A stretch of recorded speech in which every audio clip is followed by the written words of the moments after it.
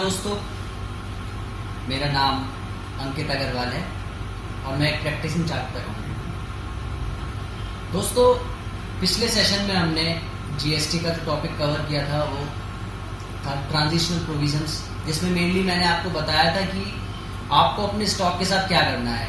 उसे होल्ड करना है, उसे सेल करने में आपको फ़ायदा है, या अगर आप होल्ड करते हैं तो आपको कौन से बेनिफिट्स मिलने वाले हैं, एक्साइज में, सर्विस टैक्स में, वैट में, क्या क्या होने वाला है। इससे भी ज़्यादा ये तो बहुत ज़्यादा ज़रूरी टॉपिक था ही दोस्तों, लेकिन मैं जो फेस कर रहा हूँ और जो मैं महसूस कर रहा हूँ कि इससे भी ज़्यादा ज़रूरी और एक्साइटिंग लोगों के लिए ये है कि इनवॉइसेस कैसे होंगे। क्या इनवॉइस का कोई पर्टिकुलर फॉर्मेट आने वाला है? इनवॉइस का अभी तक कोई पर्टिकुलर फॉर्मेट आया नहीं है सर। मेरे को अपनी बिल की बुक छपवानी है, बिल बुक छपवा के मेरे को क्या सीरियल कैसे रखना है, क्या रखना है, डिज़ाइन कैसे रखना है, बहुत सारे क्वेश्चन आ रहे हैं मेरे पास। मैं इसलिए इस वीडियो में इनवॉइसेस जीएसटी के अंदर क्या होने वाले हैं वो कवर कर रहा हूँ। दोस्तों, इनवॉइसेस मैं आपको ये क्लियर करना चाहता हूँ, क्या जब हम पुराने लॉ में, चाहे वो वैट हो, एक्साइज हो, सर्विस टैक्स हो, क्या पुराने लॉ में कभी आपने किसी भी हर कंपनी का एक अलग इनवॉइस देखा होगा, सबका अलग फॉर्मेट देखा होगा, सब अपने अपने तरीके से अपनी अपनी बिल बुक छपवा रहे थे, उसमें कोई मनाही तो थी नहीं, सब लॉ को फॉलो कर रहे थे। तो जीएसटी में ऐसा क्या होने वाला है कि कोई पर्टिकुलर फॉर्मेट ही चाहिए? कोई फॉर्मेट नहीं चाहिए दोस्तों, कोई फॉर्मेट नहीं चाहिए। कुछ स्पेसिफिक पॉइंट्स हैं जो कि गवर्नमेंट ने डिस्क्राइब कर दिए हैं कि भाई ये पॉइंट्स तो जरूर देखो आपके इनवॉइस में होने चाहिए। अब वो फॉर्मेट में आप कैसे भी उसको रखें, लेकिन वो पर्टिकुलर्स उस पर्टिकुलर इनवॉइस के अंदर होने जरूरी हैं। ये बात गवर्नमेंट ने हमको कुछ स्पेसिफिक रूल्स के जरिए समझाई है। तो वो चीजें हम अपने इनवॉइस में रख लेंगे। फॉर्मेट आप कुछ भी रखिए, वो चीजें क्या हैं क्या नहीं है वो सब मैं आपको प्रोवाइड करवा सकता हूं। अब बात आती है कि जो नया लॉ आ रहा है जीएसटी, उसमें इनवॉइसेस कौन से इशू करने हैं, किसे कौन से इशू करने हैं। जैसे पुराने लॉ में तो सिंपल चल रहा था दोस्तों, एक था टैक्स इनवॉइस, एक था सेल इनवॉइस। टैक्स इनवॉइस हम उसे इशू कर रहे थे जो रजिस्टर्ड थे और आगे टैक्स क्रेडिट पास ऑन करना चाह रहे थे या खुद उसका इनपुट लेना चाह रहे थे। सेल्स इनवॉइस वो थे जो एंड कस्टमर खुद लेके जा रहा है या उसे सिर्फ अपने कंजम्पशन के लिए यूज करना है। अब इसमें जो लोगों की कंफ्यूजन है लेके कि क्या जीएसटी में भी टैक्स इनवॉइस और सेल इनवॉइस होने वाला है, मैं आपको क्लियर कर देता हूं, नहीं होने वाला है। जीएसटी में टैक्स इनवॉइस और सेल इनवॉइस दो अलग अलग नहीं है, केवल एक इनवॉइस है, टैक्स इनवॉइस। चाहे आप रजिस्टर्ड पर्सन के साथ डील करें, चाहे आप अनरजिस्टर्ड पर्सन के साथ डील करें, अगर आप उसको टैक्सेबल गुड्स बेच रहे हैं, टैक्सेबल सर्विसेज बेच रहे हैं, तो आपको टैक्स इनवॉइस ही इशू करना है। सेक्शन अब मैं आपको ये बता देता हूं कि कितने तरह के इनवॉइसेस आने वाले हैं, कितने तरह के इनवॉइसेस आने वाले हैं। सिर्फ अभी तो मैंने आपको बताया कि सिर्फ टैक्स इनवॉइस है, ऐसा नहीं है, बहुत सारे तरह के इनवॉइसेस आने वाले हैं जीएसटी के अंदर। ये ईज ऑफ बिजनेस है या नहीं, ये तो आप और हम डिसाइड इस को सुनने के बाद करते हैं कि कितने तरह के इनवॉइसेस हैं, तो ईज ऑफ बिजनेस है या नहीं है। खैर, सबसे पहला है टैक्सेबल इनवॉइस फॉर गुड्स, जो कि अंडर सेक्शन 31 सब क्लॉज 1 है of CGST 2017। Tax invoice for services, उसके बाद है रिवाइज्ड इनवॉइस का प्रोविजन है दोस्तों। चौथा है आपका बिल ऑफ सप्लाई, पांचवा है आपका रिसीट वाउचर, छठा है आपका रिफंड वाउचर, सातवां है आपका सिर्फ इनवॉइस और आठवां है आपका पेमेंट वाउचर। इसके अलावा डेबिट और क्रेडिट नोट भी हैं जो कि आपको कवर करने हैं। तो टोटल मिला के अगर मैं इन सबको देखूं तो 10 इनवॉइसेस हैं, कुल केवल 10 इनवॉइसेस हैं जो हमें इशू करने हैं रेगुलर बेसिस पे। सबसे पहले टैक्सेबल गुड्स और टैक्सेबल सर्विसेज। अगर मैं टैक्सेबल गुड्स प्रोवाइड कर रहा हूँ तो मुझे टैक्सेबल इनवॉइस इशू करना है, उसमें CGST, SGST, IGST, whichever tax as and when whatever the conditions are, उसके बेसिस पे जो टैक्स लगेगा वो मेरे को अप्लाई करना है। अगर मैं टैक्सेबल सर्विसेज सप्लाई कर रहा हूँ तो मुझे टैक्सेबल इनवॉइस ही इशू करना है और उस पर CGST, SGST या IGST अप्लाई करके इशू करना है। कितने दिनों में इशू करना है दोस्तों? 30 दिन के अंदर अंदर सर्विस प्रोविजन होने के, यानी कि सर्विस प्रोवाइड होने के बाद 30 दिन के अंदर अंदर डेफिनेटली आपको अपना इनवॉइस इशू करना ही करना है और उस पर GST पे भी करना है। तीसरी अगर हम बात करते हैं तो एक कंसेप्ट आया है दोस्तों under clause 31(3) sub clause A। वो कहता है कि रिवाइज्ड इनवॉइस। वैसे तो GST में रिवाइज्ड इनवॉइस का कोई कंसेप्ट ही नहीं है, बट ये सिर्फ एक स्पेसिफिक सर्कमस्टेंसेस के लिए रखा हुआ है रिवाइज्ड इनवॉइस। वो क्या है मैं बता देता हूँ।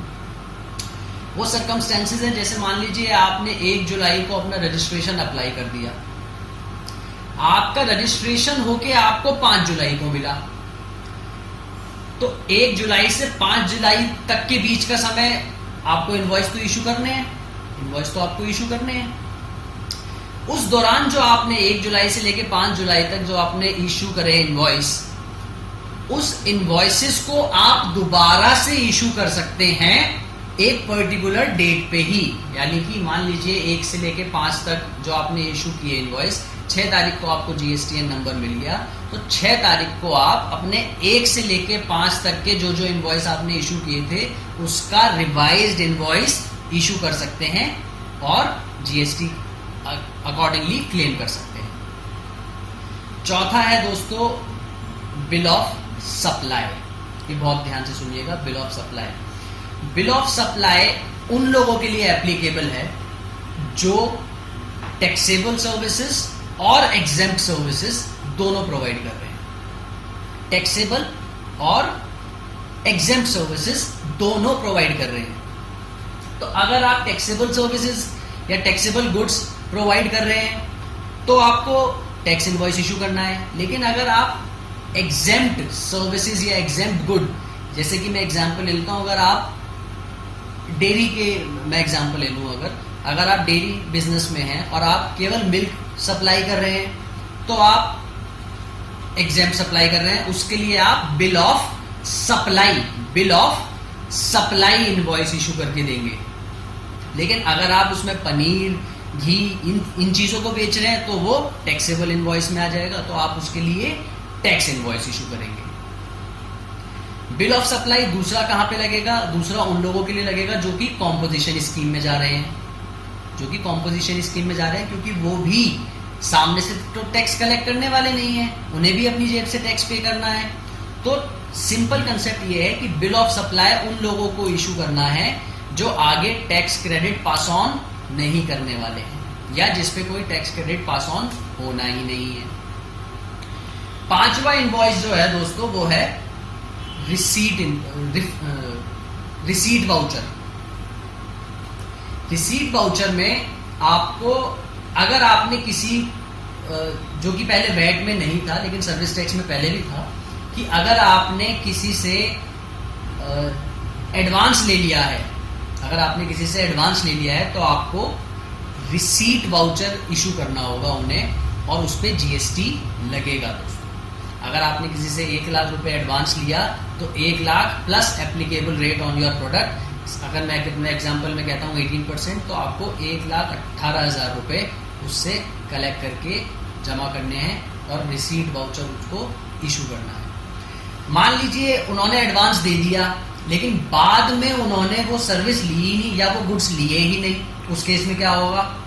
उस केस में दोस्तों आप उन्हें रिफंड करेंगे वो पैसा, तो आप उन्हें रिफंड वाउचर इशू करेंगे, रिसीट के अगेंस्ट में रिफंड वाउचर इशू करेंगे। ये मेरा अगला इनवॉइस हो गया।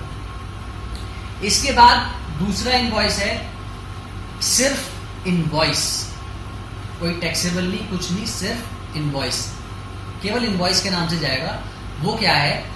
वो ये है दोस्तों कि मान लीजिए आपने किसी अनरजिस्टर्ड पर्सन से कोई ट्रांजैक्शन किया। एग्जाम्पल ले लेते हैं, जैसे कि मैं अंकित अग्रवाल हूं, मैं आपको ऑडिट सर्विसेज देता हूं और मैं अनरजिस्टर्ड हूं, आप रजिस्टर्ड हैं, आपने मेरे से ऑडिट की सर्विसेज ली, मैंने आपको ऑडिट सर्विसेज दी, तो इस केस में भी इनवॉइस आपको ही मुझे इशू करके देना है।